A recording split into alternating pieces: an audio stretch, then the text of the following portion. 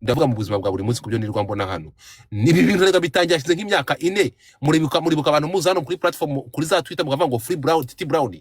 Do you remember? Godfather navuze ngo iki? Godfather arahagurutse mu bantu bose aba social media influencers bose ndavuga ntabwo ngende kumwe namwe. Icyo nemera nuko Titi Brown imyaka 2 mu minsi 30 ataraburana ahanga simbyemera inkiko zishaka ukuntu zishiramwe imiyaga aburane namara kuburana ibyaha nibimuhama gasiya bayifunge nibasanga Titi Brown arengana bamufungure munyuve neza cyane abantu bati uri kubabisha Titi Brown mureka amaranga mutima arafunzwe by'iminsi 30 sinemera ko ifishobora kuvunjamo imyaka 2 twumvikane ikintu kimwe ndavuga nti Titi Brown nafungurwa agasanga ari umwere tuzongera tumuremere tuzamutuza muri societe kandi tuzabana na imyaka 2 ni myinshi pe ku minsi 30 ndabyemera ntago bikwiye ariko muri kivuga ngo free him ntabwo bamushimuse cyangwa afunzwa zirengana no icyabayeho no gukerwa kuburana niba dose ziri pending ariko imyaka 2 ni myinshi reka babwire Titi Brown yabaye umwere Titi Brown baba ndavuga ngo Titi Brown afunguye mwakoze iki ngiye wavugaga ngo tureka amategeko akora ibyayo namukure fundraising Titi Brown tubonekira amafaranga yo kongera kwiyesara that is me ariko nige bavugaga ngo ndi kumufungisha so iyo inkungu bise mu hungu byamaze kugera hano aya masaha byamaze gushikirijwe ubushinjacyaha nibagende nibasanga birabyaha bimuhama yakoze bafunga amacuho kuko yakoze ibizira ntabwo bikwiye kuko mwibaze uyu muryango bivuga ko yafashe barabana ku ngufu niba biriho ariko noneho nibasanga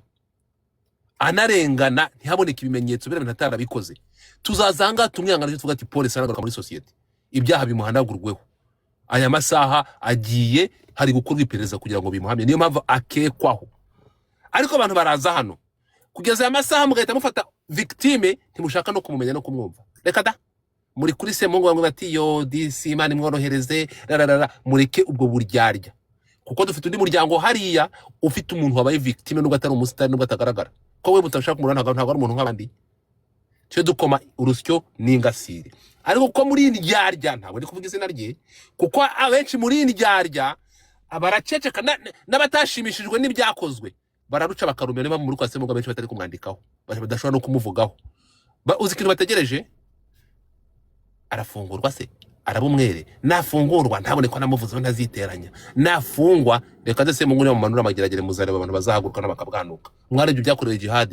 jihad bamanje gushyira akaboko akimara gukatirwa gendera inkuru zamukozweho sibwo iyi nyamunsi uyu nguyu ntuza nindi iki kirobezo iki ngiki bakoranaga sibwo yagurutse akavuga ngo ubugome yamukoreye Emi mwarabibonye yategereje amaze kumanurwa Semungu mwese murazibye ariko namara kumanuka mwese muzaza muvuge so ntabwo uko niyo ngiyewe nteye Semungu namanuka nzavuga ati itegeko rikoze ibyabyo nagenda hanwe nanamusura mageragere nzamusura nk'umuntu narinzi wakoze ibyaha kuko nanjye nabikora nkisangayo ariko ntabwo ndibuze hano ngo nirengagize ko hari undi munyarwanda n'umuryango wo mu Rwanda ya masaha w'umwana bivuga ko yahohotewe uwo ngo mwirengagize kubera kanziranya na Semungu oya ibi nibyo nakoze kuri ntuza kuri